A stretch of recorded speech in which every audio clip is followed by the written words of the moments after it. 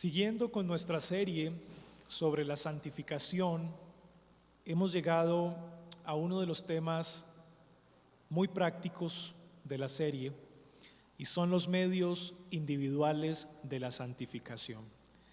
En la predicación anterior, cuando estudiamos el capítulo 5 de la carta a los Gálatas y vimos el imperativo de Pablo a la iglesia de andar en el Espíritu, nos dimos cuenta que cae sobre vuestros hombros la responsabilidad de crecer en santificación y de caminar en el Espíritu.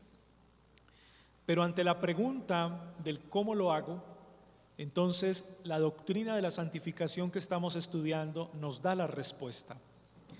Y hoy vamos a empezar una serie de temas relacionados con los medios de santificación personal y entender que esos medios de santificación personal nos ayudan en nuestra santificación y en caminar en el Espíritu.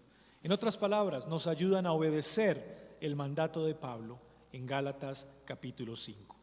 El título de la enseñanza de hoy es la perseverancia en la oración secreta.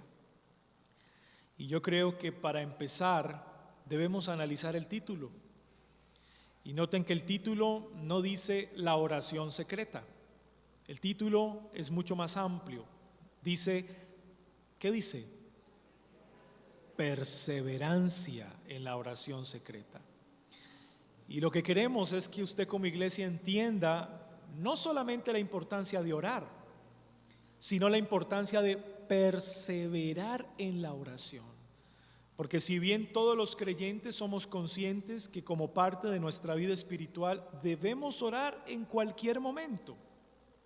Y no solamente debemos orar, sino que sabemos que podemos orar en cualquier lugar y que el Señor nos escucha. Sin embargo, yo creo que ese no es el problema. ¿Cuál es el problema? Que no perseveramos en la oración.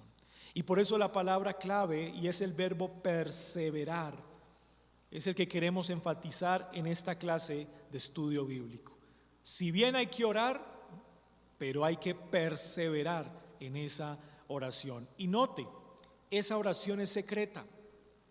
Nos vamos a enfocar en la importancia de la oración personal de cada uno de los creyentes. Hay una oración corporativa, la cual cobija toda la iglesia y es cuando nos reunimos y cuando oramos juntos. Incluso hay un servicio de oración, incluso en nuestro culto de adoración oramos juntos. Pero no es de esa oración la que vamos a hablar. Vamos a hablar es de la oración secreta, aquella que es personal, la cual es tu responsabilidad ser continuamente, y de ahí el énfasis en el verbo perseverar.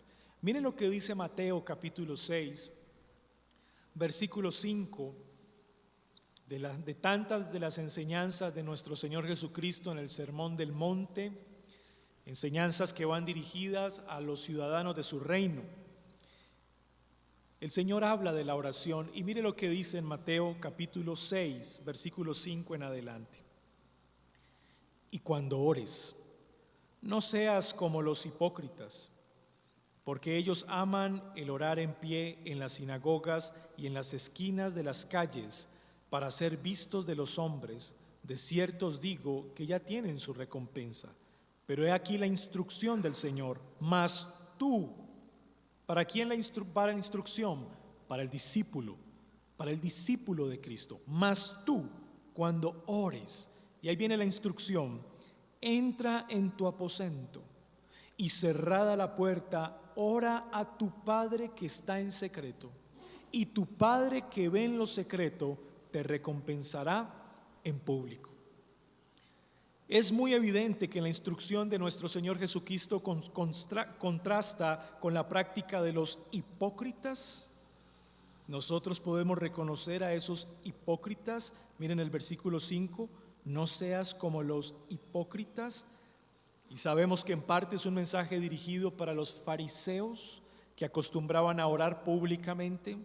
Pero la instrucción que da el Señor a sus discípulos y también como ayuda para combatir la hipocresía es la oración en secreto. ¿Y por qué la oración en secreto nos ayuda a combatir la hipocresía? Porque es el lugar donde solamente el Padre nos ve, donde nadie más nos observa, nadie más nos puede señalar, nadie más nos puede identificar y decir, mira cuánto ora ese discípulo, cuánto tiempo gasta en oración, wow, es sorprendente. No es la intención, es precisamente todo lo contrario, evitar la adulación del otro, de nuestra propia espiritualidad, ese lugar secreto donde solamente Dios nos ve. Y no estamos preocupados por la opinión de las demás personas sobre nuestra espiritualidad. No nos importa, no tiene que ver con nuestro ego. No, tiene que ver con nuestra comunión con el Padre en ese momento. Y por eso el Señor da instrucciones serias para combatir la hipocresía en la oración en secreto. Ahora miren Lucas capítulo 18. Lucas capítulo 18, versículo 1 al 8. Si bien es bíblico, según Mateo 6, la oración en secreto, también es bíblico que debemos perseverar en ella. Y esto hace parte del título de la enseñanza. Lucas 18, 1 al 8.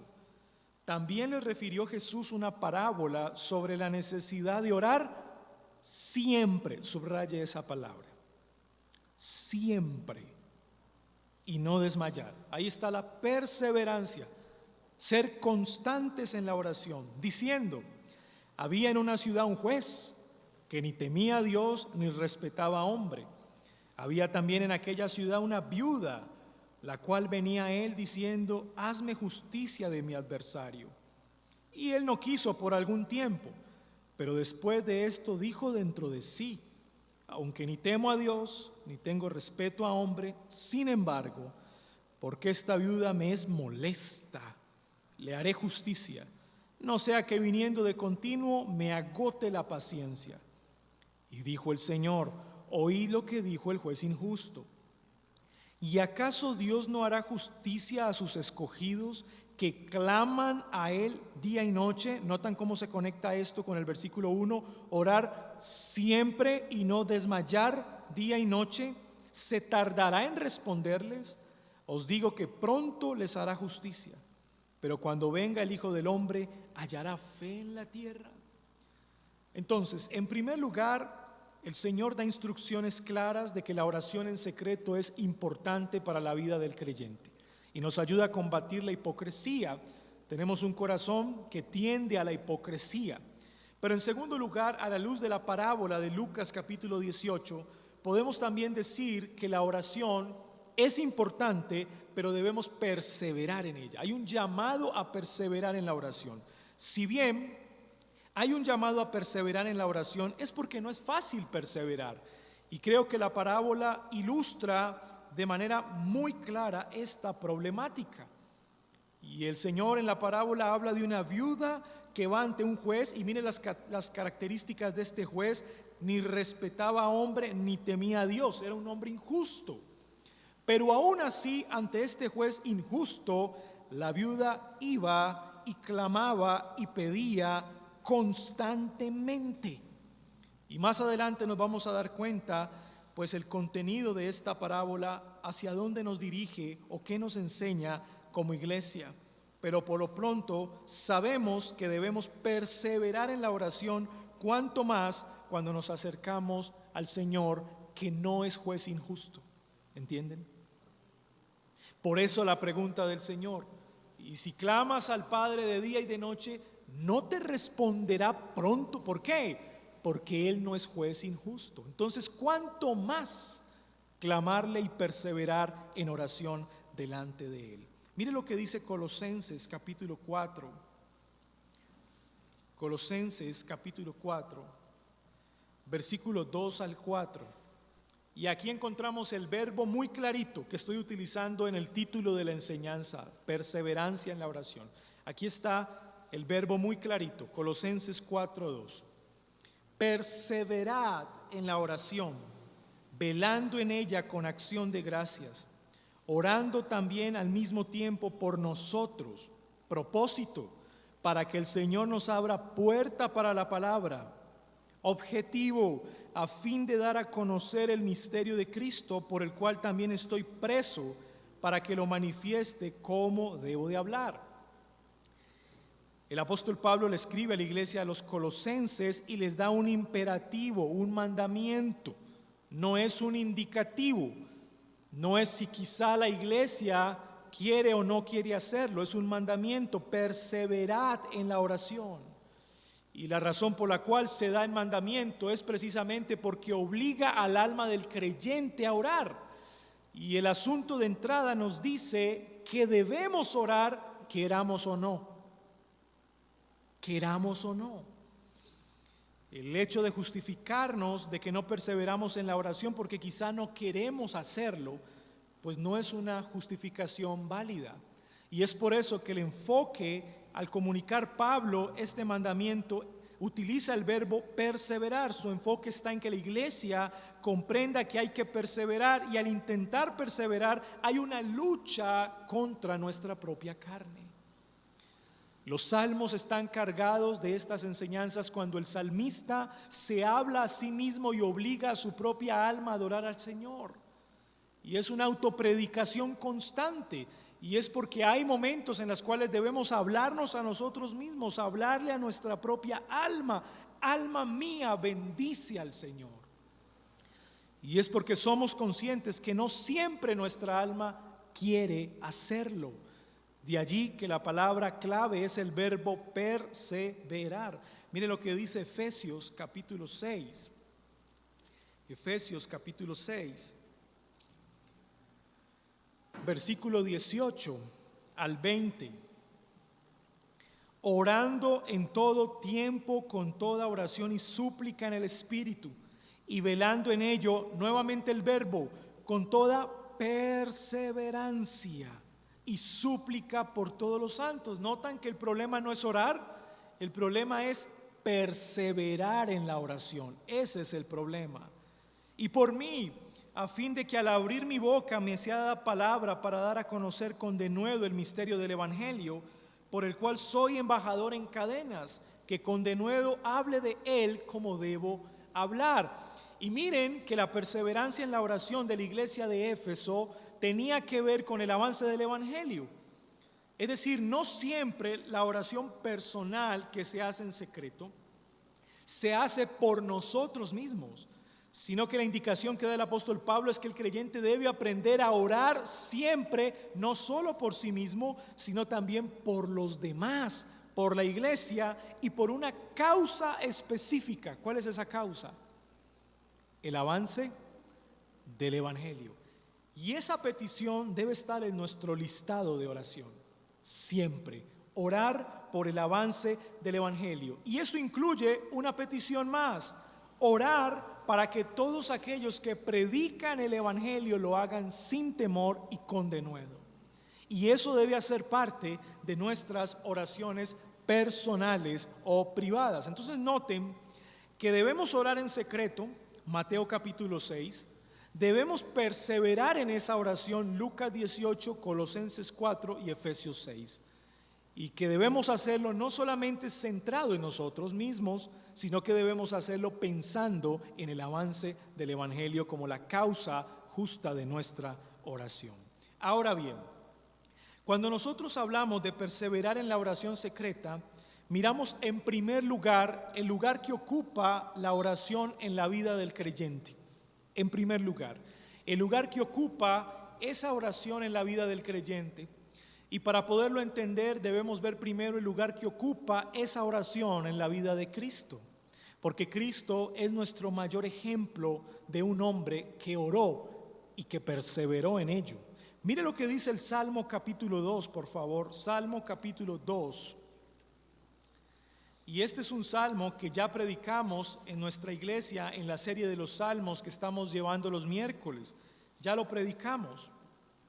Y es un salmo muy interesante porque podemos decir que es mesiánico, porque habla de nuestro Señor Jesucristo y es utilizado por los apóstoles en el Nuevo Testamento, y es utilizado por Lucas en el libro de Hechos en el capítulo 13, en el capítulo 4 lo utiliza, es utilizado también por Pablo.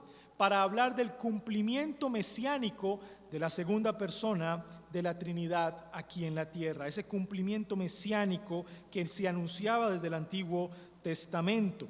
Ahora bien, aquí en el Salmo capítulo 2 vemos una conversación intratrinitaria entre el Padre, el Hijo y el Espíritu Santo. Y en esa conversación intratrinitaria o consejo intratrinitario vemos algo especial en el verso 7. Mírenlo bien. Yo publicaré el decreto, Jehová me ha dicho, mi hijo eres tú, yo te engendré hoy. El Padre está hablando con el Hijo. Consejo eterno de redención. El Padre está hablando con el Hijo. Y mire lo que le dice: pídeme. ¿Notan? Subraya esa palabra. Pídeme, pídeme, y te daré por herencia las naciones y como posesión tuya los confines de la tierra.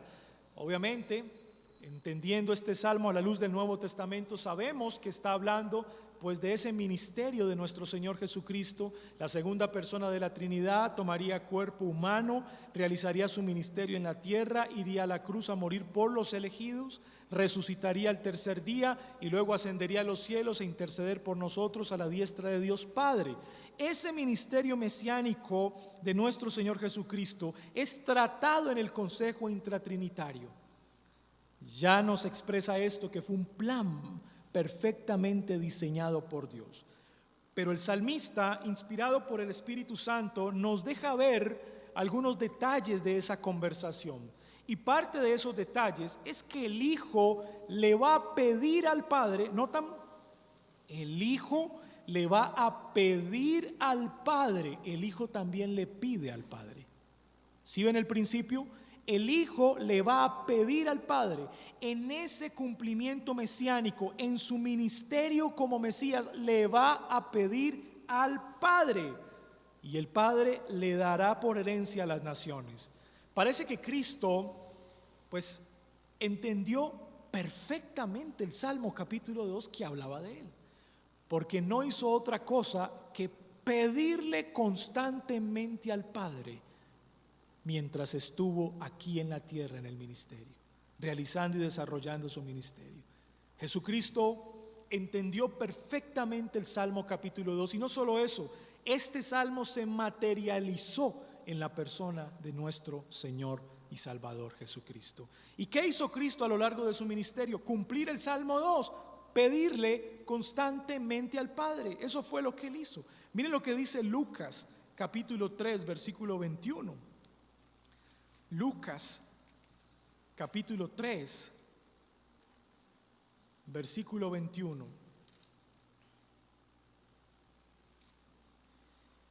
Aconteció que cuando todo el pueblo se bautizaba, también Jesús fue bautizado. Y mire la palabra que sigue a continuación: y orando, el cielo se abrió y descendió el Espíritu Santo sobre él en forma corporal como paloma, y vino una voz del cielo que decía: tú eres mi Hijo amado, en ti tengo complacencia.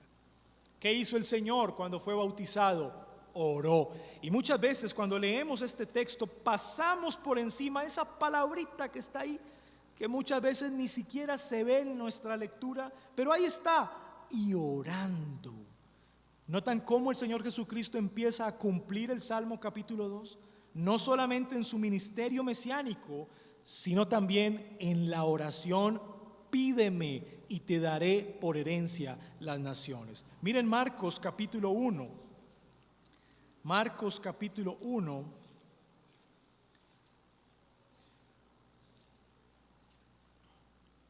versículo 35. Luego de un ministerio bastante esforzado, un trabajo bastante complejo, pasó el Señor Jesucristo echando fuera demonios, sanando a los enfermos.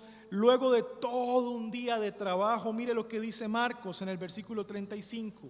Levantándose muy de mañana, siendo aún muy oscuro, salió y se fue a un lugar desierto y allí oraba. ¿Después de qué? Después de todo un día de trabajo. ¿Entienden, mis hermanos? Y una de las primeras excusas que los creyentes podemos levantar para no perseverar en la oración, ¿cuál es?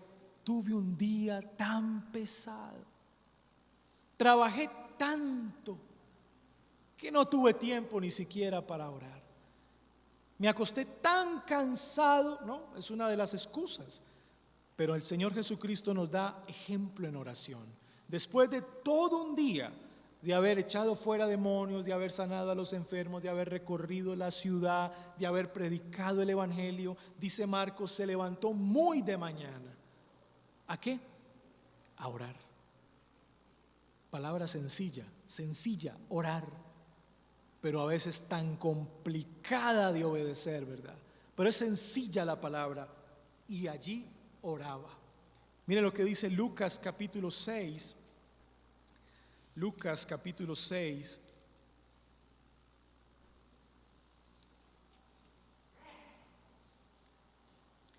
versículo 12. Hablamos mucho de que el Señor Jesucristo elige a sus 12 discípulos, a sus 12 apóstoles, ¿verdad? Y hablamos mucho de esa elección soberana que Él hace. Pero a veces se nos olvida algo, que en el contexto de la elección de los 12 apóstoles, antes de elegir a los 12 apóstoles, pregunta, ¿qué hizo Jesús? ¿Usted se ha hecho esa pregunta? ¿Qué hizo Jesús antes de elegir a los 12 apóstoles? Quizás se sentó a pensar, quizá estaba gastando su tiempo en otras cosas que no se relacionaban con la elección de los 12 apóstoles. ¿Qué hizo Jesús? Mire lo que dice Lucas 6:12. Él hizo algo.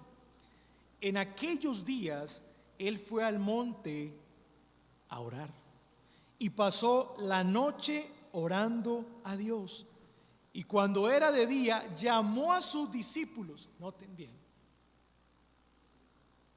¿Qué hizo el Señor Jesucristo en vísperas de elegir a los 12 apóstoles? Orar. Y a veces saltamos eso, ¿verdad? Simplemente hablamos de la elección de los 12 apóstoles, de cómo el Señor desarrolló ese plan, pero se nos olvida que lo primordial en la vida de Jesús era la oración. Y oró oraba, dice Lucas, y pasó la noche orando a Dios. Esto significa que el Señor dependía de Dios. Mis hermanos, ¿qué es el orgullo? El orgullo es la falta de dependencia al Señor en oración. Ese es el orgullo. Y si hay un cristiano aquí que dice, pastor, pues hasta ahora yo me he visto muy humilde. Yo no creo que sea orgulloso, la verdad me he tratado de comportar humildemente con la iglesia. Pregunta siguiente, ¿perseveras en oración? Pastor, oro pero no persevero. He ahí la muestra de orgullo.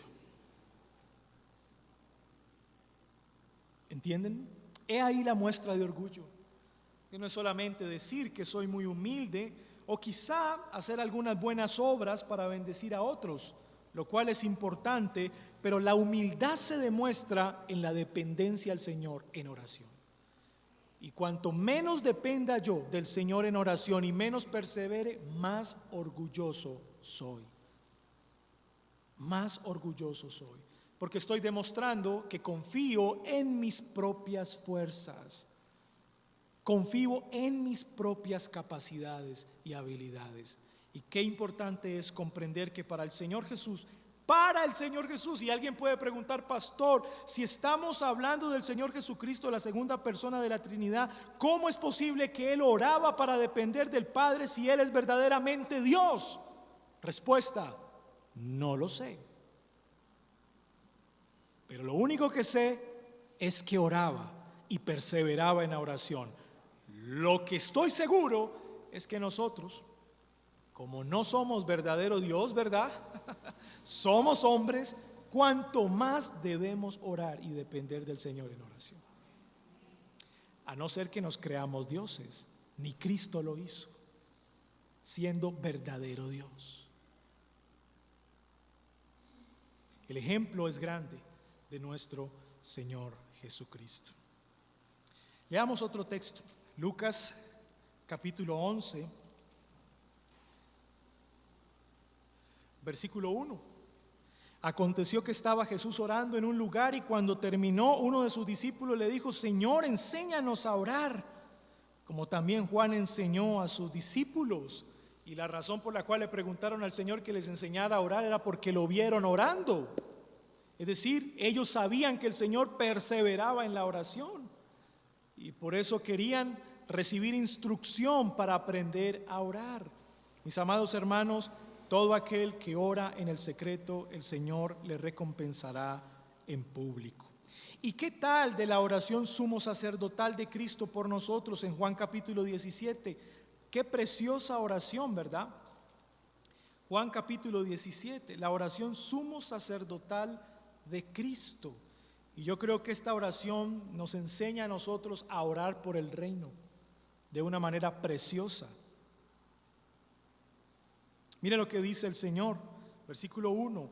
Estas cosas habló Jesús y levantando los ojos al cielo dijo: Padre, la hora ha llegado, glorifica a tu Hijo para que también tu Hijo te glorifique a ti, como le has dado potestad sobre toda carne, para que dé vida eterna a todos los que le diste. Y esta es la vida eterna, que te conozcan a ti, el único Dios verdadero, y a Jesucristo a quien has enviado. Yo te he glorificado en la tierra, he acabado la obra que me diste que hiciese. Ahora pues, Padre, glorifícame tú al lado tuyo con aquella gloria que tuve contigo antes que el mundo fuese. Y mire lo que dice el versículo 9. Yo ruego por ellos, no ruego por el mundo, sino por los que me diste, porque tuyos son, y todo lo mío es tuyo, y lo tuyo mío, y he sido glorificado en ellos. Y ya no estoy en el mundo, mas estos están en el mundo, y yo voy a ti, Padre Santo. A los que me has dado, guárdalos en tu nombre. Vean la oración de Jesús por los elegidos, por nosotros. Guárdalos en tu nombre, para que sean uno así como nosotros. Cuando estaba con ellos en el mundo, yo los guardaba en tu nombre. A los que me diste yo los guardé, y ninguno de ellos se perdió, sino el hijo de perdición, para que la escritura se cumpliese. Qué preciosa oración, ¿verdad? La oración sumo sacerdotal de Cristo, intercediendo por su pueblo, intercediendo por nosotros, por aquellos que estamos en este mundo, pero somos simplemente advenedizos, no somos de este mundo, le pertenecemos a Él. Y hay un principio muy especial aquí en la oración sumo sacerdotal de Cristo. Todos nosotros somos sacerdotes. Todos nosotros somos sacerdotes. El oficio sacerdotal de Cristo tiene realidad en nuestros corazones cuando decidimos creer en Él. Y el triple oficio, rey, profeta y sacerdote, se ve en la vida de la iglesia. Somos profetas porque predicamos la palabra del Señor. Somos reyes porque ayudamos a la extensión de su reino, pero somos sacerdotes porque podemos entrar libremente al trono de la gracia y alcanzar misericordia para el oportuno socorro y rogar e interceder por los nuestros. El ejemplo de Cristo es maravilloso para nosotros. Mis hermanos, el lugar que ocupa la oración en la vida del creyente está basado en el lugar que ocupa la oración en la vida de Cristo. ¿Creen ustedes que ocupó un lugar crucial en su ministerio? Completamente. Él dependió del Señor. Ahora veamos en segundo lugar el lugar que ocupa la oración secreta en la santificación del cristiano. El lugar que ocupa la oración secreta en la santificación del cristiano. Si bien es importante orar en secreto responsablemente y perseverar en ello, bueno, ¿qué relación tiene esto con nuestra santificación? Leamos Mateo capítulo 26, versículo 41. Y creo que este texto será suficiente para comprender lo que les quiero decir. Jesús ora en Getsemaní, y es el famoso texto: velad y orad para que no entréis en tentación. El espíritu a la verdad está dispuesto, pero la carne es débil.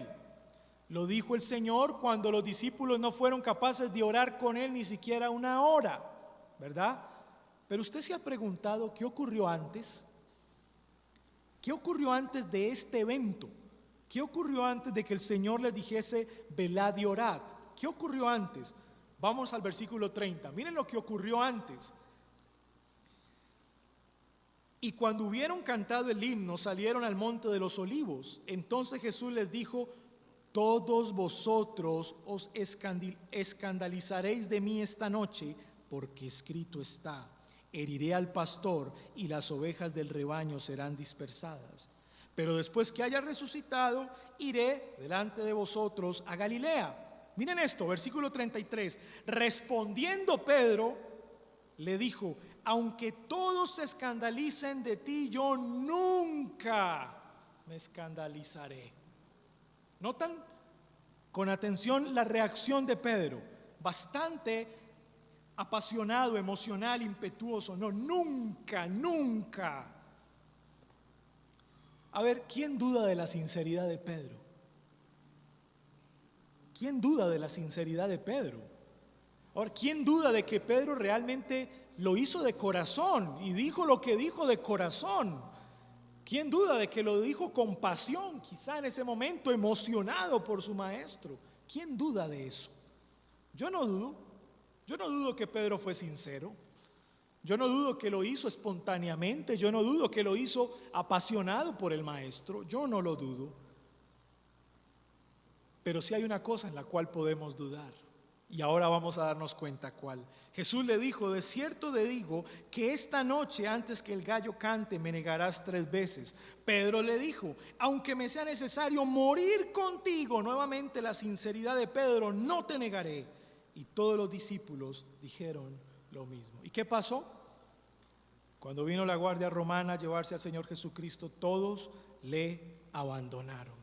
Es decir, cuando el Señor Jesucristo está orando en Getsemaní por esa prueba tan grande que iba a experimentar momentos posteriores, lo que hace el Señor Jesucristo es orar, simplemente orar.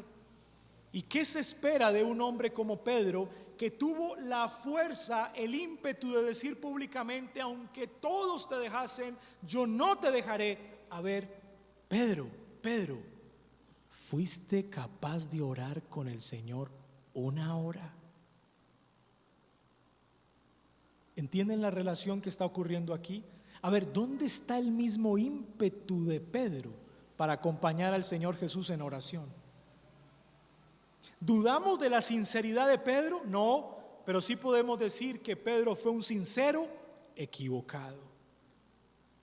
Fue un sincero equivocado. Y si seguimos leyendo el texto a partir del versículo 36, ninguno de nosotros puede imaginarse lo que va a ocurrir.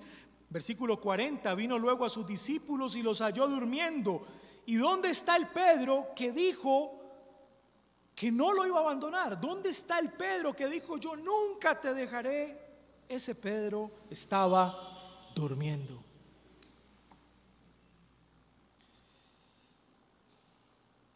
Y dijo a Pedro: así que no habéis podido velar conmigo 1 hora. ¿Y qué había dicho Pedro antes? Nunca te dejaré. Velad y orad para que no entréis en tentación. El espíritu a la verdad está dispuesto, Pedro. No dudo de tu sinceridad. No creo que tú de verdad en el fondo de tu corazón sepas la importancia de la oración. No lo dudo. Pero entiende una cosa, Pedro: la carne es débil. Del hablar al hacer hay una gran distancia. Hay una gran distancia. ¿Y qué es eso que el espíritu a la verdad está dispuesto? Bueno, Pedro sabía que debía orar. Él entendía que era necesario orar, que debía depender del Señor, pero no pudo hacerlo. Y es lo que pasa como principio a los cristianos, amada iglesia. Nosotros somos conscientes de la importancia de la oración. Somos sinceros cuando oramos y cuando decimos: creo que es importante orar. Somos sinceros, quizá apasionados, pero no perseveramos en la oración. Aquí no se está dudando de la sinceridad de ningún cristiano. Aquí lo que se está dudando es de la perseverancia en la oración del cristiano, que es una cosa muy distinta. Velad y orad para que no entréis en tentación. Y es así como la oración nos ayuda en la santificación. Recuerden que la santificación tiene un aspecto negativo y un aspecto positivo. ¿Cuál es el aspecto negativo de la santificación? Bienaventurado el varón que no anduvo, que no se sentó, que no se burló. Quiere decir, lo que dejo de hacer para. El aspecto negativo es lo que yo dejo de hacer para. Cada vez que encontramos en el Nuevo Testamento es imperativo que dice: no hagáis, no hurtarás, no matarás, no adulterarás. Es el aspecto negativo. Dejando de hacer aquello, crezco en santificación. Pero no solamente es el único aspecto en la santificación, hay un aspecto positivo, empezando a hacer, sino que en la ley de Jehová está su delicia. Mientras dejo de hacer aquello, empiezo a hacer lo otro. Y ahí es donde encontramos los imperativos en el Nuevo Testamento que dice: ejercítate para la piedad, debo hacerlo. Andad en el Espíritu, tengo que hacerlo. Examinaos a vosotros mismos, tengo que hacerlo. Entonces la santificación tiene dos aspectos: un dejar de hacer, que es dejar de pecar, y un empezar a hacer, que es asirme de los medios de gracia para fortalecer mi santificación y crecer en ella. Bueno, en el texto de Mateo capítulo 26 encontramos que si perseveramos en la oración no entramos en tentación. Nos ayuda a dejar de hacer aquello que se convierte en un obstáculo para nuestro crecimiento espiritual. La oración, mis hermanos, nos ayuda a dejar el pecado, pero al mismo tiempo nos acerca a ese fortalecimiento de nuestra santificación, nos acerca a Dios. Nos alejamos del pecado y nos acerca a Dios. Nos ayuda en los dos aspectos. Mateo capítulo 6.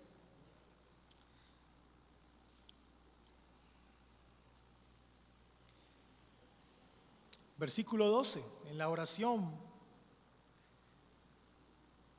el Señor dice: y perdónanos nuestras deudas como también nosotros perdonamos a nuestros deudores. ¿Notan cómo la oración tiene ese aspecto negativo en el cual soy consciente de que soy un pecador?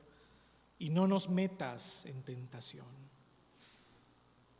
He ahí la relación de la oración y la santificación del creyente. ¿Y qué tal Lucas capítulo 11? Lucas capítulo 11, versículo 9 al 13. Y yo os digo: pedid y se os dará, buscad y hallaréis, llamad y se os abrirá, porque todo aquel que pide recibe, y el que busca halla, y al que llama se le abrirá. Pregunta: ¿qué padre de vosotros, si su hijo le pide pan, le dará una piedra? ¿O si pescado en lugar de pescado le dará una serpiente? ¿O si le pide un huevo le dará un escorpión? Pues si vosotros, siendo malos, sabéis dar buenas dádivas a vuestros hijos, miren esta pregunta: ¿cuánto más vuestro Padre Celestial dará el Espíritu Santo a los que se lo pidan? Y esto no se está refiriendo a que cualquier ser humano tenga la capacidad de pedir el Espíritu Santo y el Señor se lo dé, como se acostumbró a enseñarse en algunos sectores evangélicos. ¿Qué quiere decir aquí Lucas con esto? Bueno, veamos el texto paralelo en Mateo capítulo 7. Mateo capítulo 7, versículo 11 y 12. Este es el texto paralelo al que acabamos de leer.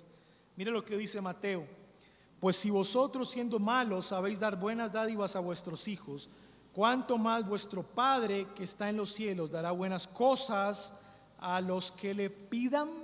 Y aquí Mateo no dice el Espíritu Santo, sino buenas cosas. A la luz del Nuevo Testamento, ese pedir el Espíritu Santo no es otra cosa que pedir conforme a la voluntad de Dios. Y pedir conforme a la voluntad de Dios se relaciona con el fruto del Espíritu. Si bien el Espíritu Santo mora en nosotros, nosotros debemos pedirle al Señor constantemente que nos haga crecer más en Él para evidenciar su fruto. Tenemos amor, pero debemos crecer en amor. Tenemos gozo, pero debemos crecer en gozo. Ya tenemos dominio propio, pero debemos crecer en dominio propio. Ya tenemos mansedumbre, pero debemos crecer en mansedumbre. Esas buenas cosas no es otra que pedir el Espíritu Santo, que pedir la llenura del Espíritu Santo, que en nosotros se vea evidenciado el fruto del Espíritu de Dios siempre. Eso es. Y si pedimos, ¿qué pasa, mis hermanos? El Señor responde. Así que ponga en su lista de oraciones privadas, por favor, el fruto del Espíritu Santo que será predicado el próximo domingo. El próximo domingo se predicará ese texto, así que pongan lista de sus oraciones secretas el fruto del Espíritu Santo. En conclusión, aprendemos dos cosas de esta clase. En primer lugar, debemos perseverar porque somos débiles y llenos de necesidad, como la viuda. Esa fue la parábola del Señor. Debemos perseverar porque somos débiles y llenos de necesidad, como la viuda. Pero en segundo lugar, debemos perseverar porque Dios no es como el juez injusto. Si aún el juez injusto le respondió a la viuda, ¿cuánto más nuestro juez, que no es injusto, responderá cuando le pedimos conforme a su palabra? Mis hermanos, ¿creen ustedes que deben orar? ¿Solamente? ¿Qué deben hacer? Perseverar en la oración. ¿Y de qué oración hablamos en esta mañana? ¿De la oración secreta o personal? Demos gracias al Señor. Padre, te damos gracias por este tiempo de tu palabra. Te pedimos que lo que hemos enseñado sea de bendición para tu pueblo, de edificación para tu iglesia, y que esto de perseverar en la oración secreta se haga una realidad en nuestras vidas. Es nuestra responsabilidad como creyentes, como medio individual de nuestra santificación. En el nombre de Jesús, amén.